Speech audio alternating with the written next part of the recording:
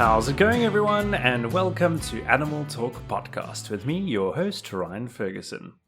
And I'm quite excited about this episode. It is my 7th episode, but I'm really excited about this episode because I'm going to be speaking to a guest that can bring in so much insight into the veterinary side of animal care. And she now has her very own veterinary practice, which is Briner Veterinary Services. I am very pleased to introduce you to Jessica Briner. How's it, Jess? How's it going? How's it, everyone? Good. How are you, Ra? I'm really good. It's so nice to hear you and have you on the show. I know we've had a few challenges along the way, but you're finally here and we're finally doing this. Yeah, finally here. It's exciting. It is exciting. Jess, a question I ask absolutely everybody on my podcast, one that us in the animal industry always go, oh boy, and that is, what is your favorite animal? Oh boy, Ra. That is impossible for me to answer. Yeah, genuinely impossible. The probably best way for me to answer that is my two girls, my two dogs. It's a bit of a cheat because they're not my favorite animal in terms of species, but they're definitely my favorite animal in terms of having around. Yeah, and I work with too many different animals to pick a favorite. There's lots of different cool things, too many things we don't know, too many things we're still figuring out for one single one to be the top of that list. Right. I like that. I like that answer. Yeah. No, yeah, it's too difficult. I can't answer that question. So, Jess, you are a vet, which is quite exciting because for us in the animal care industry and training and all of that, we really work with vets quite closely on pretty much a daily basis. And I think our relationships with vets have to be really good.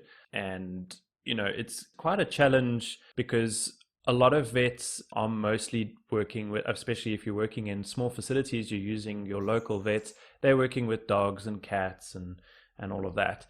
And it's quite challenging, but you do a lot more than just dogs and cats. Yeah, so I was fortunate enough with my background to get exposed to a lot of exotic and wildlife work. I call them the weirds and wonderfuls because it's not really your stereotypical animals.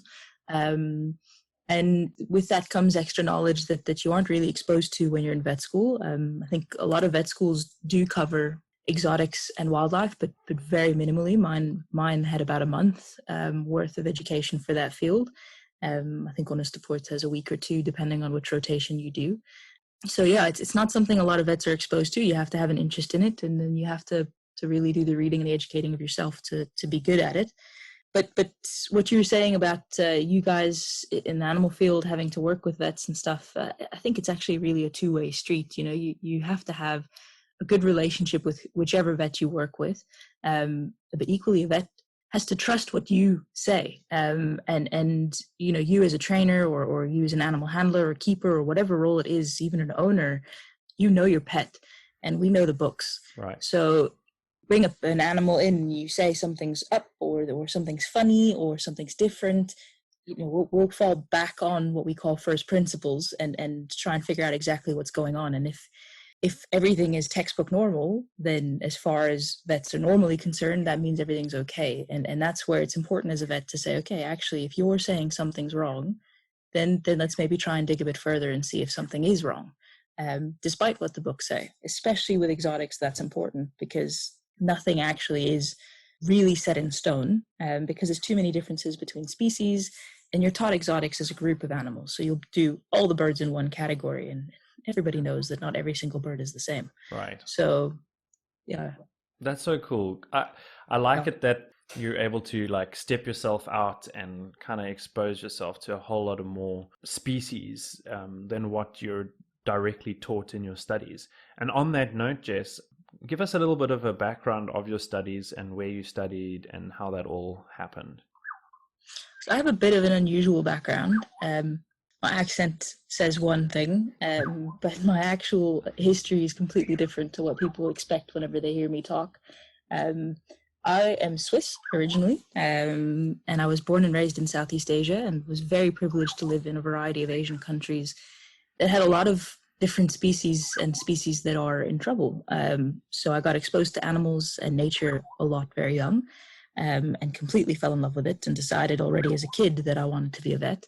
And then when I finished school, high school, at this point I was living in Japan. I applied to vet schools in the US and the UK, because the only vet schools back home in Switzerland were in German. And having grown up in Asia, that's not a language that I learned. I learned the languages of the country that I lived in, and obviously English, and then just whatever language I needed to speak to my grandparents. And so English speaking schools were kind of the only option that I had, and eventually decided to move to the UK. And although I always wanted to be a vet, certain life circumstances meant that my first degree was actually in biology. I studied biology at Oxford University, and then from there moved to Edinburgh University to do my veterinary degree, and had an extended university process as a result of that. But it gave me an extremely good foundation in science as well as veterinary medicine, which was fantastic for the career choice that I then decided to follow, because I fell in love with, like I say, what I call these weird and wonderfuls. And having that scientific background with the critical thinking and being able to kind of mesh different backgrounds and sciences together was really important. And then I always knew that I wanted to work with wildlife in particular. And at vet school in Edinburgh, with this short course that we had on wildlife and exotics, I almost got a bit frustrated and wanted to push myself to do more things, because I knew that it wasn't as simple as what we had time to learn in school. And then bearing in mind that vet degrees are multiple years long, depends on the country that you're in, but even a 7-year degree, you won't cover everything. Right. So yeah, by all of my free time, I was volunteering at different zoos and conservation bodies, and learning as much as I could about exotics from vets that were exceptionally good in the field, and got privileged to have several very good mentors. And then the day after I graduated, accepted a job in South Africa, and moved out here, and I've never looked back since. So it's been a very interesting entire life ride to get to where I am now, and it's a bit surreal to firstly have become a vet when I always knew I wanted to be a vet, and then actually be able to say that I'm working with a lot of the animals that I was always dreaming that I would work with. So I'm quite privileged in that sense. Yeah, and we're super privileged to have you with us here. So that's really exciting. And, with your expertise, I know that I spend a lot of time chatting to you, whether it's on WhatsApp or on the phone, about some things that I'm unsure of. And I think we're just able to hash out those problems. And I appreciate everything that you're able to help or assist with, which is fantastic. So that's great. And, a lot of people are going to probably ask, you had the ability to work pretty much anywhere as a vet. Why South Africa? I think it was, again, one of these weird coincidences that happened, similar to how I ended up doing a biology degree before doing my vet degree. But long story short, I had 2 job offers in particular that were kind of the top of my list when I finished vet school. And one was to move to the UAE. And that was probably my genuine dream job. And the other one was to move to South Africa. And the choice was made based on a few factors, but particularly my age was one. I wanted a lifestyle that South Africa could offer, which I know sounds crazy, because a lot of people think, why on earth would you ever choose South Africa? But South Africa is a special place. And if it gets under your skin and you like it, then it's one of those places that you may never leave, which is kind of the situation I'm in now. Exactly. And then, I also had one, like I mentioned, that I was lucky to have several very good vet mentors. And one of them gave me this advice that stuck. And the advice was, you need, if you're going to do wildlife properly, and by that, thinking about things in a non-normal way, as in thinking out of the box and being prepared to take risks and mix different things, all obviously within the lines of what you should be doing in the best interest of the animal and everything else. He said that you need an extremely good foundation in basic principles of medicine. And the best place to find that is cats and dogs, because that's where the vast majority of veterinary medicine takes place. And it's where the most knowledge and studies and things have been done. So you have evidence for certain surgical techniques, and you have evidence for why certain medication works in certain situations versus others, just Right. to name a few. And that kind of stuck with me. And although the UAE job was wildlife, which is exactly what I wanted to do, the job in South Africa was in an exotic animal. It's actually a cat and dog clinic, but they had a very strong exotic animal side. And I was being offered the position to join there as one of, if not the exotic animal vets. And it was fantastic because I could work with the animals that I wanted to, but I could get this incredible foundation, which has stuck through, thankfully. And it's the advice now that I give to any other vet student that is looking into a similar career path. As much as you maybe don't want to work with the animals that you're not as fully interested in, sometimes those animals will give you the best lessons as a vet that you can then apply to all those animals that you're working with, where you just don't know as much, or the textbooks can't help you as much. And experience becomes key. Absolutely. And experience becomes key so much in your industry and our animal care industry when it comes to either training or behavior. So the two link up so really well. And if you just kind of sort of communicate with each other and learn from each other and learn from mistakes, it makes a huge difference. We all make mistakes, but learning from them is the key to making sure that, you better yourself. And I've known you for a really long time now, and you're my go-to person, which is great. I don't even think I have really any other person that I trust as highly as I do with you and your abilities to pretty much be able to chat about any species that we can sort of hash out. So I'm really grateful for that. With being in South Africa, Jess, that's opened up some really cool opportunities for projects and things that you can be a part of, and conservation projects and all of that. So can you give us maybe just a short update on what those are and what you're a part of? Yeah, so I particularly enjoy projects that involve what I call the real wildlife, and by that I mean not just translocations and movement, which is quite common in South Africa. And I've been fortunate to be part of a team, for example, that's looking at wildlife in South Africa, such as, the range is everything from pangolin to wildebeest, and snakes. And it's specifically looking at climate change and the potential impacts on South African animals and how they'll be able to survive and adapt and change, and if they are, and what's happening. That's some really sobering work, because it's got some huge implications internationally, but also just in terms of individual ecosystems in South Africa. And we're finding some alarming things, which is cool but scary. So that's one of the projects, and it's a very far-reaching project. It's also one that I'm involved in with my own PhD, which I'm currently busy doing. And then the other project that I've recently started helping out with is some bird life work. We were working with southern banded snake eagles, and getting some trackers on them to see what they're up to, and learn more about a very elusive species that is critically endangered in South Africa. We're estimating only 50 individuals in the whole country. So that's quite a cool work to be involved in. And then I help out with a few other labs as well, particularly with reptiles and amphibians, where I assist on a veterinary front, but also with project design and trying to think about how we can do things best for the animals involved. And yeah, that's pretty much about it. There's loads more, but I'm not going to talk forever. That's okay. I'm quite excited about the snake eagles and how that's going to pan out, which is really exciting. Me being the bird guy, so kind of that's right down my alley. So I'm quite excited about that. So hopefully we'll get to see some really cool information coming out of that, which is really exciting. Yeah, I'm excited about that as well. Jess, one of the nice things about my podcasts, which I was excited about when starting them, was bringing obviously people together about information and things like that.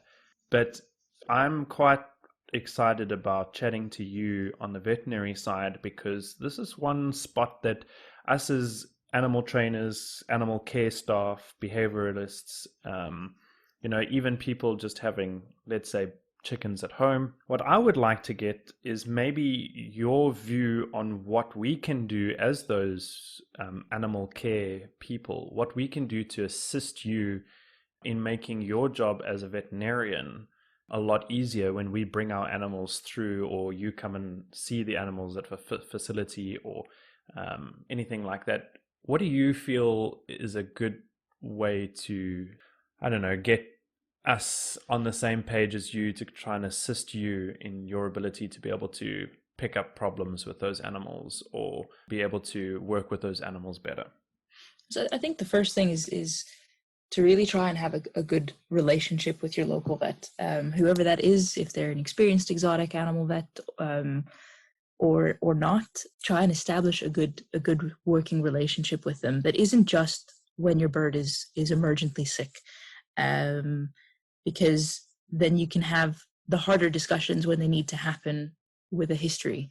So and then I think the next big thing is be patient with your vet. There's a huge scope, a variety of animals and situations that a vet might be faced with regards to, especially an exotic animal coming in. And if they've never experienced that before, it's a lot of pressure when people are asking you for an answer and you just don't know what the answer is. And you should, within your capacity, be able to say, I don't know, but this is what I would do with this situation, or this is who I can contact who would know the answer. And that requires good communication between the two of you, because you need to be able to trust each other, but also trust that even though your vet may not know exactly what to do in that situation, they have a good education, they know what to do, and they know who to reach out to, and that the end choice will be based on set foundations. And if you don't have that kind of a relationship, then find it or build it, because you're not bound to sticking with one person. And equally, you need to know that on both ends, that the vet is getting the right information from the person who's bringing the animal, and the person who's bringing the animal is feeling confident that the vet is making sound-based decisions. So the biggest thing, I think, like I say, is this communication thing. But from a veterinary standpoint now, it's really important to give as much information as you can to your vet.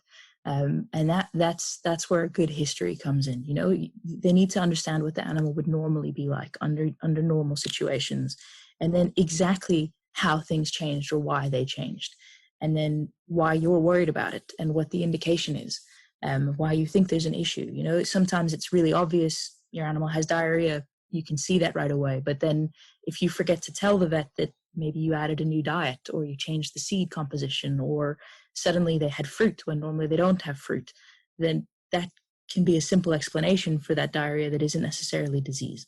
And that kind of information is really important to have, because not only does it make sure that your vet is doing the right thought process as they're going through all the possible diagnoses, but it also means they don't miss anything.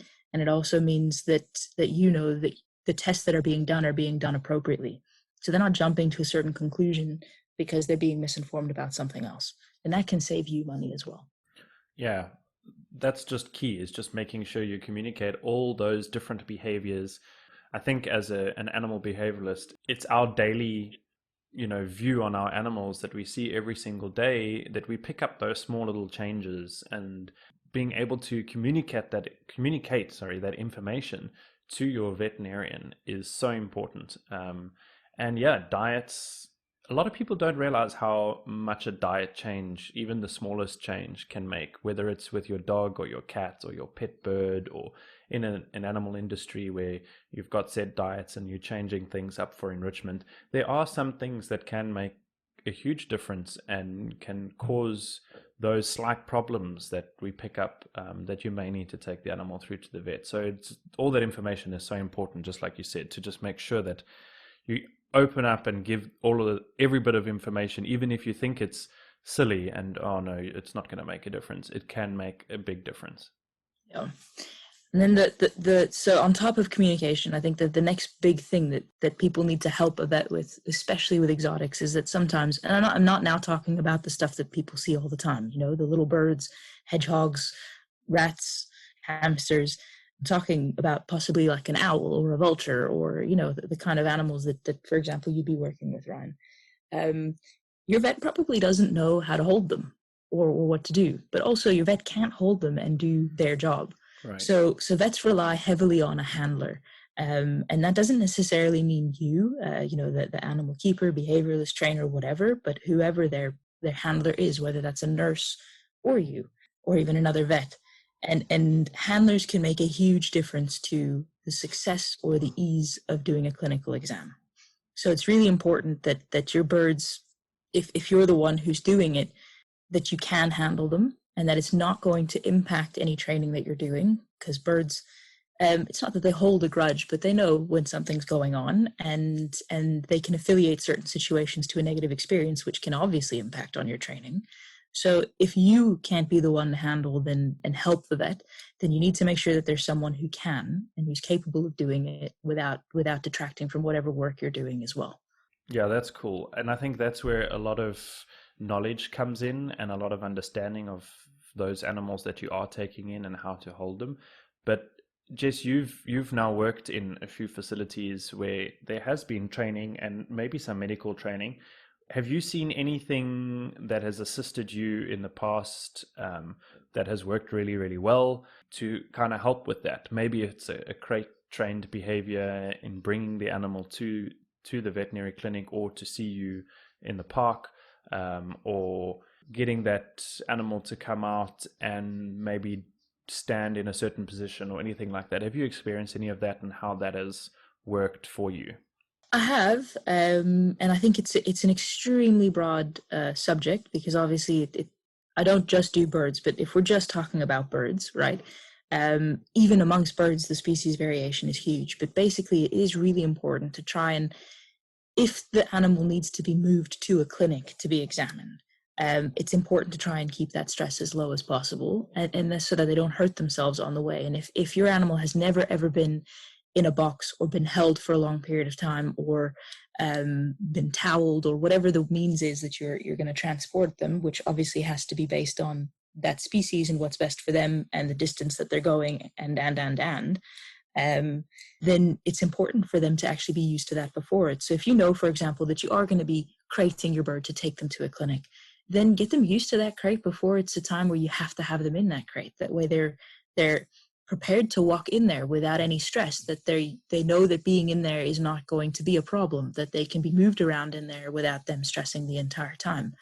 And that may be something as simple as, I don't know, Ryan, you're the trainer in this situation, but having them be exposed to a crate at least once a week, where they have to walk into it, get rewarded being into it, close the crate, move the crate, and then let them out right away.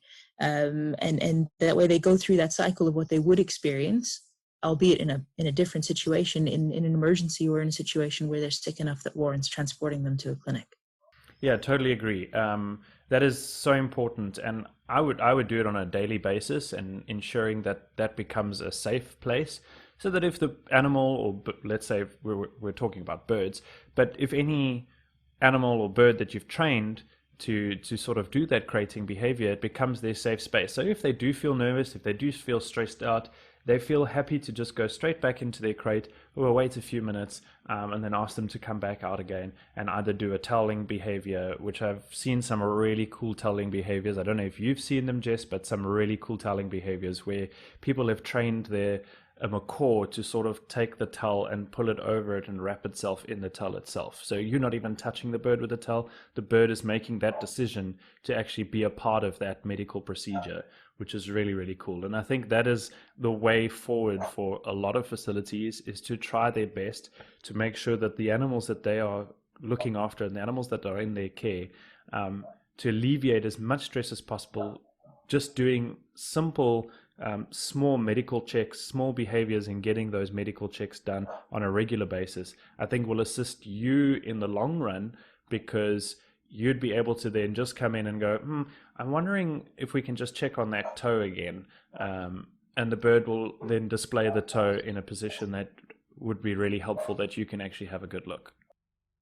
So I completely agree. I haven't myself experienced training to that extent, but I've seen the videos, and that kind of stuff is incredible. When you can train an animal to accept basic medical checks and treatments and exams, And I think if you can, as a trainer or whatever capacity you are when you're working with wildlife and exotics, do that, it makes your life so much easier.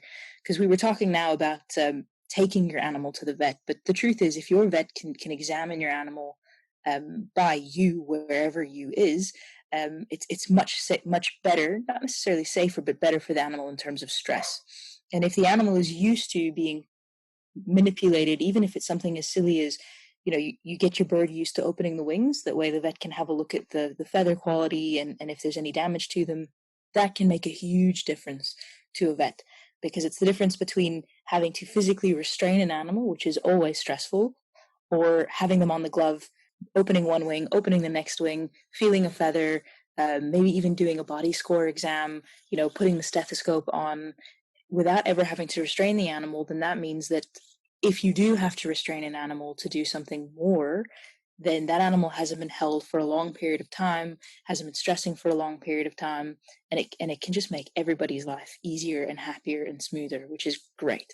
Yeah, I've seen some really cool behaviors, Jess. Like when I was over in the States, you would really love those behaviors because, for example, when I first started working with Natural Encounters, NEI, one of the first behaviors I actually started teaching, I think it was a blue-throated macaw or a hyacinth macaw, I can't remember, but it was to do a voluntary nail trim. So pretty much getting the macaw to put its foot up on the fence and then using a Dremel to just sort of gently put those nails back so they're not so sharp and shorten them slightly. And teaching it to really understand that it's safe to put your foot up, and this vibration of the Dremel on your toe is okay, and making sure that you're reinforcing that behavior. And eventually, and it only took about a couple of hours for 2 days just to get that behavior going with one of the feet. And it's so simple. It's just knowing and understanding your animal and knowing its limits for you to be able to put that vibrating device on its toe, which could feel uncomfortable, but it trusts you that it's okay for you to shorten those nails. And I'm sure you've had quite a few instances where people have brought birds in, pet birds, and you need to do some probably nail trims or anything, and you've got to tell that bird, and it's screaming and it's stressing, and they do this where their breastbone clicks as well, which immediately tells you that they're stressing out. I mean, a few of these things we can do to kind of really limit the amount of stress that bird goes through. And one of the other things is doing voluntary blood draws on some of the larger mammals, your elephants, your gorillas, all of that, and watching how trainers get that done and how they slowly start enabling their animal to understand that it's okay for them to poke them with a needle. And you'd think, but that's like for me, I hate having needles poked in me, any injections, blood draws, anything like that. That's the worst for me. But watching an animal being able to actually deal with that and understand that it's okay, and that trust value is just absolutely fantastic to be able to experience that. Yeah, I think it's incredible. It's very difficult when you're working with an animal as a vet or as an owner or as a keeper, whatever your capacity is. If you need to do something that's not very nice to them, you can't explain to them that they're going to be all right and that everything's going to be okay. Yeah, you're always the bad guy. Exactly. Whereas if you train them to understand that certain things that are more common things, like a blood draw or a nail clip, even a beak trim, checking a wing, if they can get to know that stuff doesn't immediately mean problem, then that makes everybody's life so much smoother. It's like, as an adult, you're okay to have surgery, to have a needle, even though you don't like it and it's not comfortable, because you understand that it's for your greater good. But we don't have that luxury of being able to explain that to an animal. And those training behaviors, I mean, they're incredible. Like you were saying, with larger mammals, learning voluntary blood draws is absolutely insane. And we're not quite there yet in South Africa, but we totally could be. And it's really important. Everything from zoos right down to owners. If you can get your animal used to being manipulated, that just makes everybody's life easier and everybody much happier. And one of the things, I mean, we often tell cat and dog owners, you know, rough and tumble with your animal. Obviously don't hurt them, but like get them used to you squeezing their toes and their nails, because then when you do a nail clip, it's easy and they don't panic. You know, get them used to you playing with their ears. That way when a vet has to look into their ear, they don't freak out. And some owners are really good at doing that, and other owners kind of forget or maybe weren't told, but it makes a huge difference. Even just working with something like a cat or dog, if they're used to you manipulating them. And if people who are working with exotics can do that, it will make a vet's life much, much easier. And it is everything from nail clip to wings, to looking at the head. You know, sometimes you have to open the mouth and see what's going on at the back of the throat. And that can be really scary. And what you were saying, where the birds can do that clicking, like it's really intimidating for an owner when you say, I promise you I'm not hurting the animal, and the bird is busy screaming its head off like it's about to die. And it's just because they're terrified, which they have every right to be, because they've never been in a towel before, they've never been in a vet's room before, and they don't know what's going on. And all you're doing is dremeling or clipping or whatever the means you use is to do nails. You do have to consider what's best for the animal. I mean, I was trained to use a Dremel. I very much prefer using a Dremel. I think it's safer.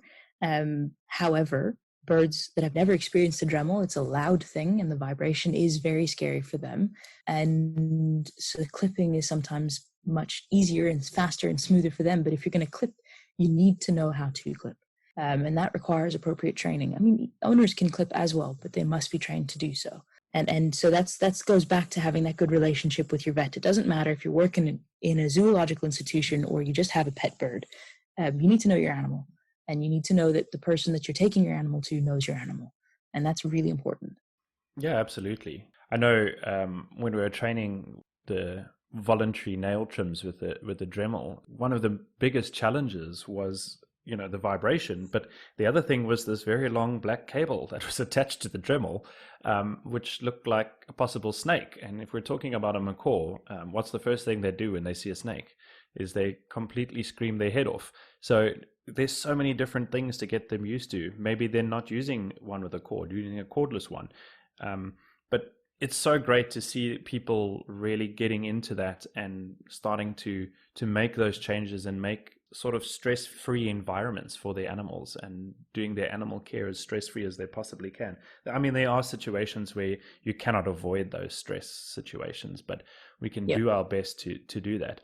And I think it's also twofold, Jess. Like, if a vet is involved in a facility, I think it's quite important for them to be a part of that training, because my experiences with working in zoological industries, you know, the vet has a bad rap with most of the animals. When the vet comes walking down a corridor into a back of house area, all the animals kind of either start screaming or shoot to the back of their enclosure, and they're like, I don't want to be involved in this.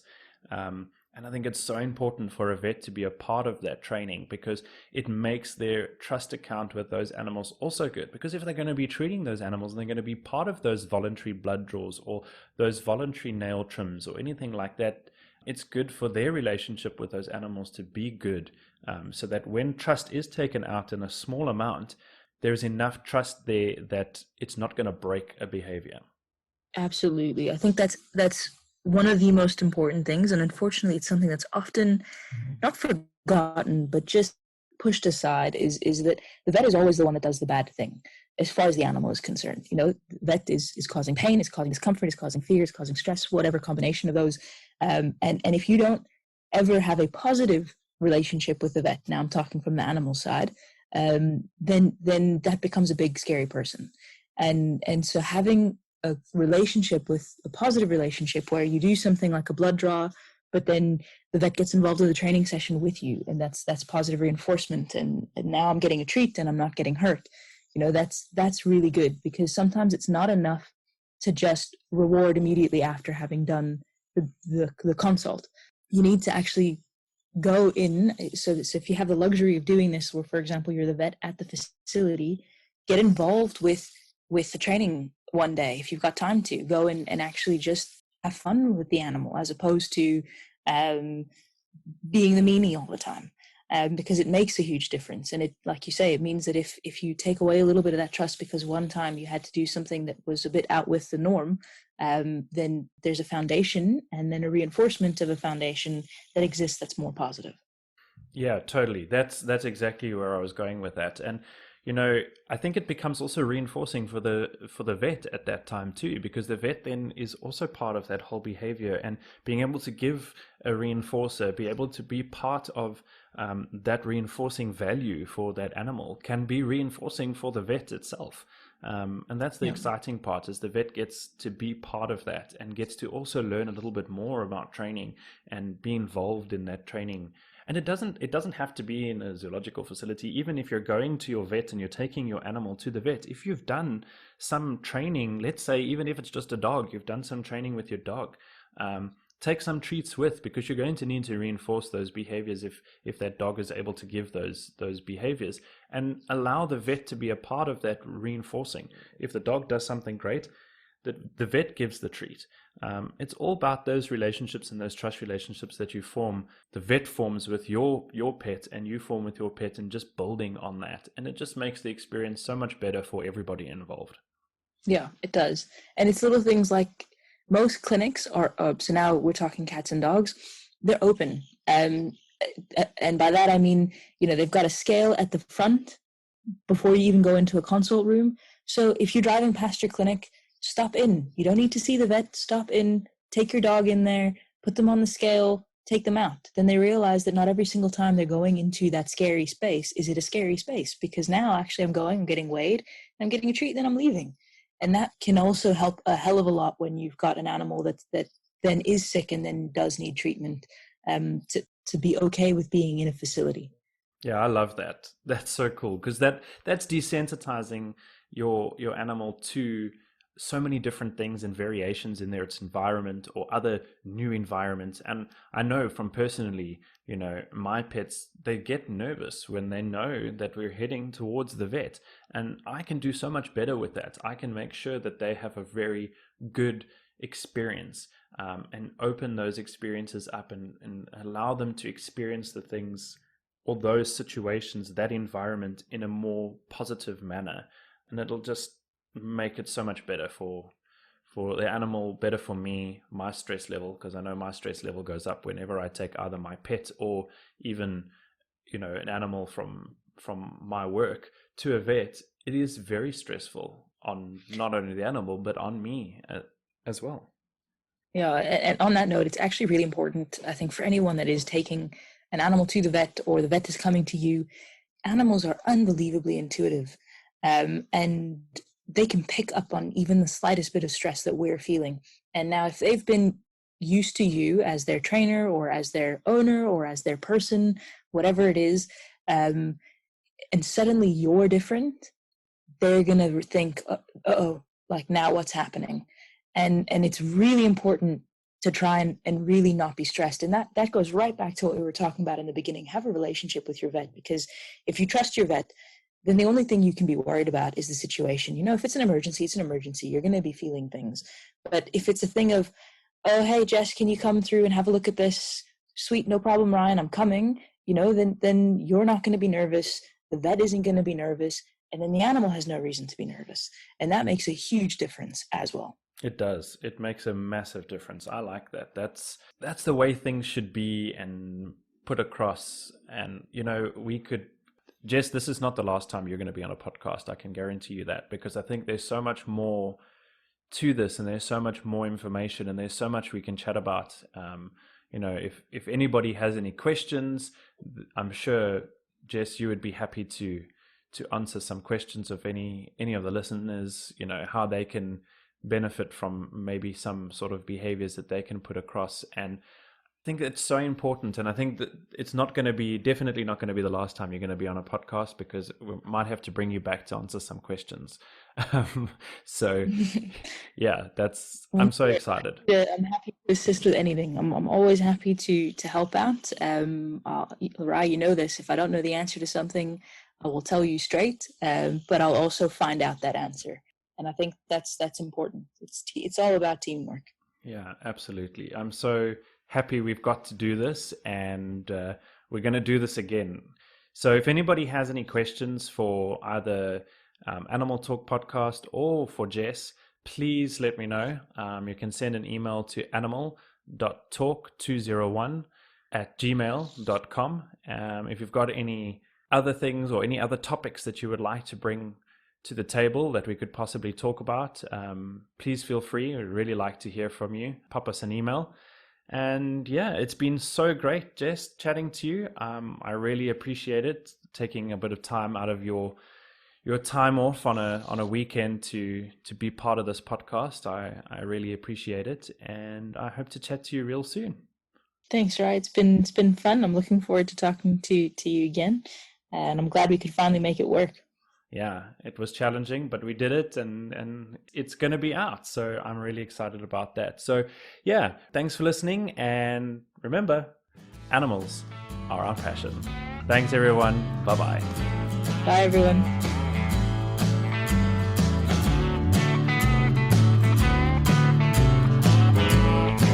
And the bird will then display the toe in a position that would be really helpful, that you can actually have a good look. Yeah. Ryan, my dogs are barking, so I don't know if you can hear them or not. It sounds like someone's at our gate. Do you want me to keep talking, or are we stopping for a second? We'll wait a few seconds. My washing machine also just turned on again. Okay. I do want to keep talking about this, though. This is a good subject.